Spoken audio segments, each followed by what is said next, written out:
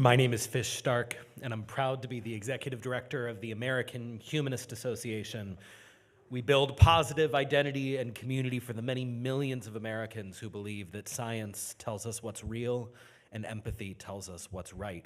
And then our amazing teams of lawyers and lobbyists mobilize them to fight in Congress and the courts for human dignity and civil rights and liberties and the separation of religion and government, or as this administration calls it, terrorism.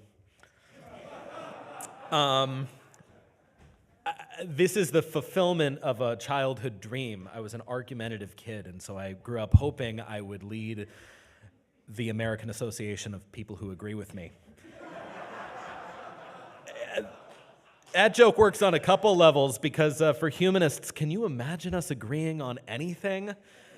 You know the old joke, 2 Jews, 3 opinions? Our version of that joke is 2 humanists, 4.5 opinions, and a board subcommittee on whether or not you can have half an opinion. My fiance taught me that joke. She's a secular Jew. You want to know what they call it when a Unitarian humanist and a secular Jew get married? That's an interfaithless marriage. She has grown to love our UU church in Annapolis, Maryland, although she sometimes refers to us as the island of misfit goys. Before I came to run the American Humanist Association, I worked in education. I studied developmental psychology at Yale and then Harvard, and I did everything from running summer camps to teaching kindergarten to leading a mentorship program in the coal fields of West Virginia and working with the Red Cross to train youth activists for democracy around the world and helping build a tech startup to improve child mental health. The moments where I realized I was teaching the best were the moments where I was talking the least. One of the things you learn when you work with children is that they can tell immediately whether you're paying attention to them or performing at them. Kids have a finely tuned radar for that kind of thing. They know when your eyes are on the clock, they know when you're running through a script, and they know when you've actually stopped and looked at them.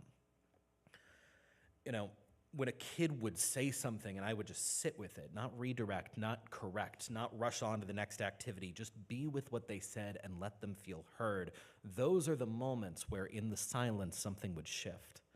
You could see it in their posture. They would sit up a little straighter. Their voice would get a little more confident because someone had paid attention to them and it changed how they saw themselves. The humanistic psychologists had a name for this. And by the way, they were all card-carrying humanists. If you've had a good therapist, you have a humanist to thank. Carl Rogers, who was the founder of client-centered psychology, called it unconditional positive regard. The practice of receiving someone as they are, without judgment, without an agenda for who you need them to become. Rogers found that this was the single most important factor in whether people grew. Not instruction, not correction, but positive attention.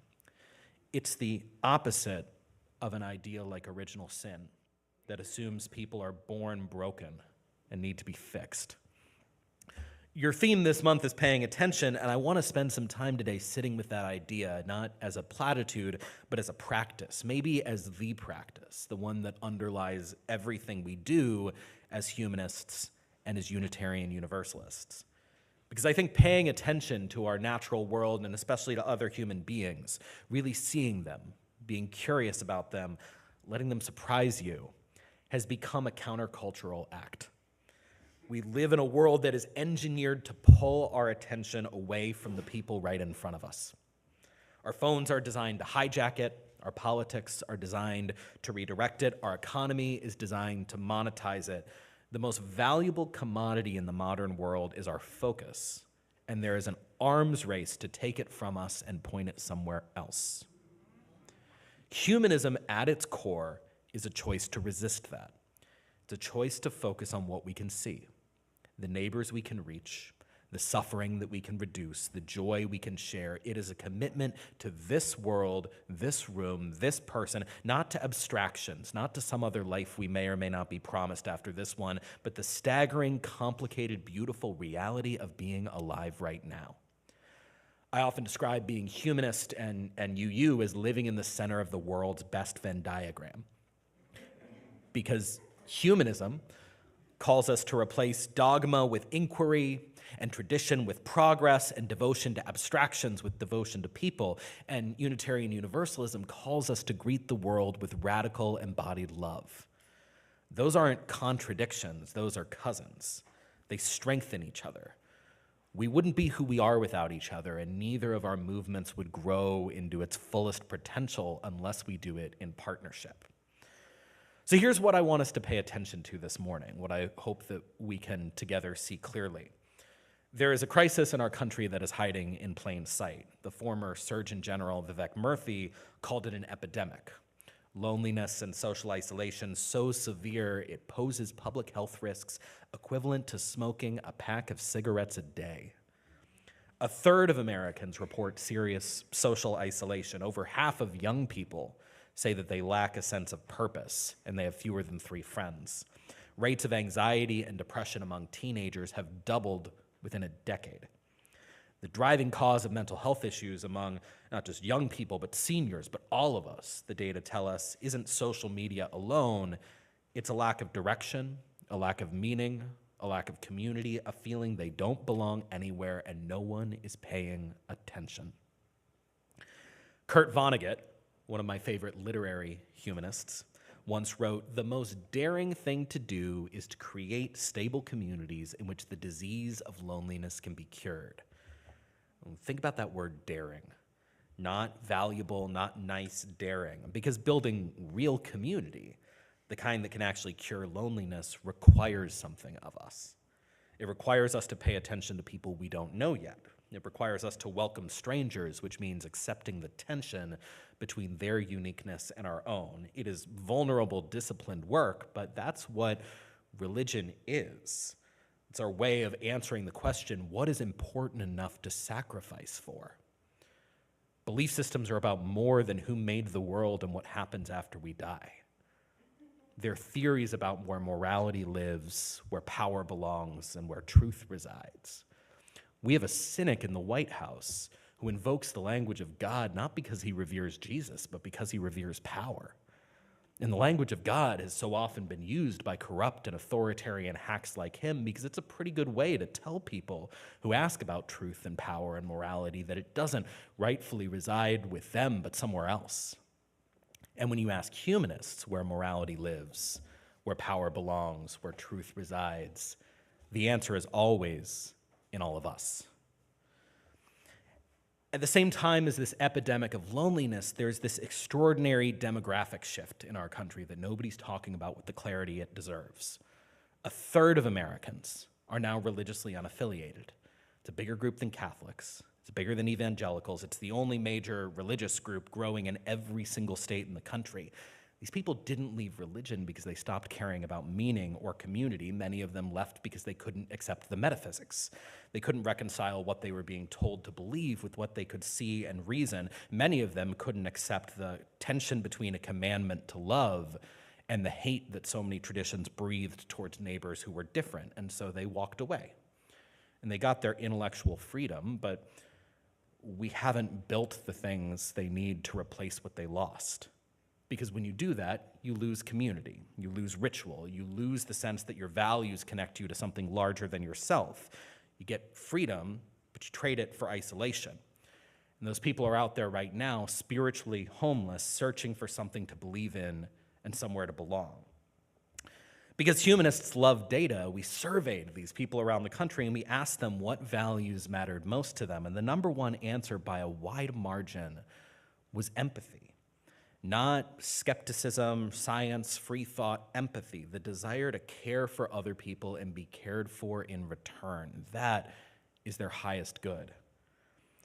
46 million Americans, we think, roughly, share humanist values right now today without knowing there's a word for what they believe. And that, if we sit with that for a moment, that's 46 million people who feel alone, who think they're the only ones, who describe themselves as nothing in particular, which is a really hard thing to see yourself as. 46 million people who would feel the same relief we've felt, the feeling of walking into a room and realizing I'm not the only one. I want you to imagine the first time you realized there was a word for what you believed or who you were. That feeling of finally being known, that feeling that you are connected, all of us in this room, to a tradition, a history, a community. For humanists, it means knowing we're connected not just to millions of Americans like us, but to heroes like Frederick Douglass and Thomas Paine and Albert Einstein and Eleanor Roosevelt and Kurt Vonnegut. James Baldwin, one of the other great American humanists, wrote, "Love takes off the masks that we fear we cannot live without and know we cannot live within." What the humanistic psychologists from John Dewey to Abraham Maslow taught us is that the only way we can reach true flourishing is if we feel connected to others. That our self-concept, the story we tell about ourselves to ourselves, is the key driver of our well-being, and the healthiest form of self-concept is one where we imagine ourselves surrounded by community, connected to others through shared identity, shared values, and an ethic of love. So another wonderful humanist psychologist was Benjamin Spock, the best-selling author in American history, the humanist pediatrician who said, "Trust yourself, you know more than you think you do," which was a revolutionary thing to say to mothers in the 1950s. But trusting yourself is easier. The research tells us this clearly when you know who you are, when your values are solid, when you feel like you belong somewhere. For us humanists, we are living in a time that requires us to be clear about who we are, not just who we're not, because we are up against something terrifying. There are powerful people in this country who have decided that the humanist ethic of reason and empathy is their enemy. Elon Musk went on a podcast recently and said the fundamental weakness of Western civilization is empathy. The conservative right-wing Christian minister Douglas Wilson said it plainly on another podcast. He said, "Empathy abandons God for the sake of the neighbor." And the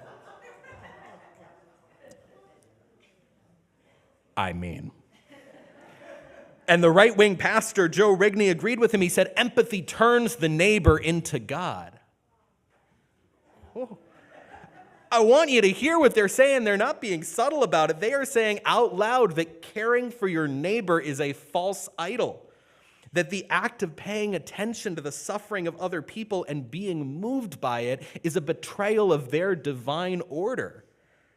They call it suicidal empathy because they want us to fall into suicidal apathy, because that is the only way that the authoritarian project can win. That's the intellectual scaffolding behind the war in Iran, behind our neighbors being pulled off the streets by ICE. Because loneliness is a feature of authoritarianism, not a bug. When people are isolated, when they feel alone and purposeless, they are easier to control. They are more susceptible to the cheap and addictive drug of resentment. The illusion that you can feel powerful by imagining yourself at the top of some made-up hierarchy. The powerful benefit when we stop paying attention to each other and we start paying attention to them. They demean empathy because they want us to turn away from each other. But we know as humanists, and this is the thing that unites us in this room as Unitarian Universalists, whether you're theistic or not, there is nothing that asks us to turn away from our neighbor that deserves our reverence. The great Unitarian minister and founder of the American Humanist Association, John Dietrich, once said, "The humanist is not much interested in the idea of God either way, except that he considers it a detriment wherever and whenever it has diverted man's thought and effort from the real tasks which lie about him." It's an outward critique, and it's also an inward critique, right? When humanism is at its worst, we distract ourselves with myopia around critiquing theism, rather than saying, no, the whole point of critiquing theism in the first place is to focus ourselves on the things theism might distract us from, the people right in front of us. The real tasks that lie about us, that is paying attention, that's the work, not the theological arguments, not the culture war, not the endless scroll of outrage, the real tasks. The neighbor who is struggling, the kid who feels invisible, the stranger who walked in here this morning hoping someone would see them. When a group of Unitarian ministers came together in Chicago in 1933 to write the founding document for the humanist movement, they wrote that the purpose of life was not just freedom or justice or secularism, but what they called the pursuit of joy in living. Now think about that. In the middle of the Great Depression, with the shadow of fascism creeping across Europe, they insisted that joy was not a luxury but a necessity. They understood something that our movement has to carry forward, which is that we can't decouple reason and justice and joy. They're bound together. The fight for a just world is the fight for a world where more people have the freedom and safety and opportunity to live full and unbounded and joyful lives. To me, the beautiful thing about humanism is that the people who were imbued by that philosophy didn't just talk about it, it was the people who took it and built things. Thomas Paine and Thomas Jefferson, a wonderful example of a Unitarian humanist, built the case for constitutional democracy. They challenged the idea that any government could be founded on divine right and instead brought us the consent of the governed. And then it was the abolitionists, the humanist abolitionists like Frederick Douglass and later W.E.B. Du Bois, who took that promise of American democracy and made it real. It was the feminist humanists like Elizabeth Cady Stanton and Gloria Steinem and Betty Friedan and Emma Goldman and the founder of Planned Parenthood who said this has to apply to all of us. Emma Goldman especially is one of my favorite humanists. She was arrested on the streets of New York for passing out contraceptives at the time where she was mentoring the woman who would eventually become the founder of Planned Parenthood. And she said, "We only have as much liberty as we have the intelligence to want and the courage to take." Good words for today. And beyond the people who fought to simply write the promise of equality into law were the people who, through their humanism, made the tools of opportunity and good health more real for more people so that we could live fuller lives of meaning and choice, like Jonas Salk, who cured polio and refused to patent the vaccine because he believed it belonged to the people, or Steve Wozniak, who put the power of a mainframe inside every one of our pockets. These people didn't have superpowers. They didn't have magic. They had the conviction that people matter, that reason works, and that compassion is a muscle you build by exercising it until it tears and it grows back stronger. That is humanism. As Vonnegut reminded us, we are only healthy to the extent that our ideas are humane. In 1917, the great humanist philosopher John Dewey stood before a graduating university class in Illinois and called for a new humanism. He saw a world torn by war where our knowledge of the external world had outpaced our knowledge of ourselves. He called on us to use what we knew not for destruction, but for the welfare and uplift of humanity. A century later, here we are, more connected by technology than any generation in history and more lonely than any generation in memory. Surrounded by tools of unprecedented power, most of them calibrated to hijack our attention, amplify our worst instincts, and push us further apart for profit. The humanism we need now is not a reaction to what's broken, but an act of choosing what's beautiful, paying attention. Deciding that this room, this morning, the person sitting next to you, that's enough, that's sacred, that is the whole point of humanism, whether you call it a religion or not. That's the thing that deserves our reverence. That's the thing that's worth it enough to sacrifice for. I was in Minneapolis a few weeks ago giving the sermon at John Dietrich's old church, First Unitarian, and while I was there, I saw a miracle. Not a miracle of the supernatural kind.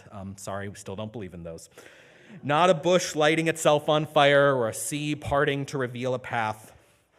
The miracle of ordinary people choosing each other.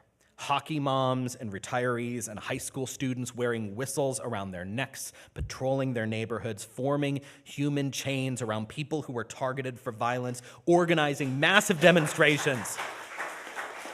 In 30-degree wind chill. Can you guys imagine negative 30-degree wind chill here in Los Angeles? To stand up for people they had nothing in common with, except for the vital and transcendent fact of our common humanity. The theologian Jonathan Z. Smith once described religious ritual as performing the way things ought to be in conscious tension to the way things are. performing the way things ought to be in conscious tension to the way things are, wrapping your arms around your neighbors to shield them from harm, putting your body between danger and the dignity of someone you've never met, in conscious tension to the billionaires and the bishops and the bigots who tell us empathy is a weakness, in conscious tension to those who preach that some of us are born broken, in conscious tension to those who believe belonging can be rationed by the color of your skin. The Atlantic Monthly profiled some of the faces of resistance in Minneapolis, and they profiled in particular a couple in their 70s named Dan and Jane, who had never been protesters but joined the demonstrations, braving the negative 30-degree wind chill and the threat of brutality because they knew this went too far. And when the reporter asked whether their commitment was part of their politics, Jane said, "No, this has nothing to do with politics. This is humanist." The world is betting on our cynicism. They're betting on our exhaustion. They're betting we will keep scrolling and keep looking away, keep accepting the lie that other people are not our responsibility, that the planet is not our responsibility, that Iran is not our responsibility, that our immigrant neighbors are not our responsibility, that climate change is not our responsibility. And instead, let's bet on each other. Quinta Brunson, the humanist creator of my favorite television show, Abbott Elementary, says something that I think about all the time. Everyday people just trying their best is so moving to me. When someone gets themselves out of bed and goes to work, makes a difference for a person who is having a hard day, those are the moments that, to me, are godlike. That's what humanists believe, that we are the higher power we have been searching for. It is us. It is the teachers staying late to make sure a kid feels seen. It is the nurses holding the hands of the dying. It is the organizers knocking on doors in the rain. It is the seniors showing up in 30-degree wind chill to stand between the brutality of the ICE thugs and their immigrant neighbors. It's the people in this room gathering on a Sunday morning, not because we fear hell, but because we believe in the heaven we can build right here on earth.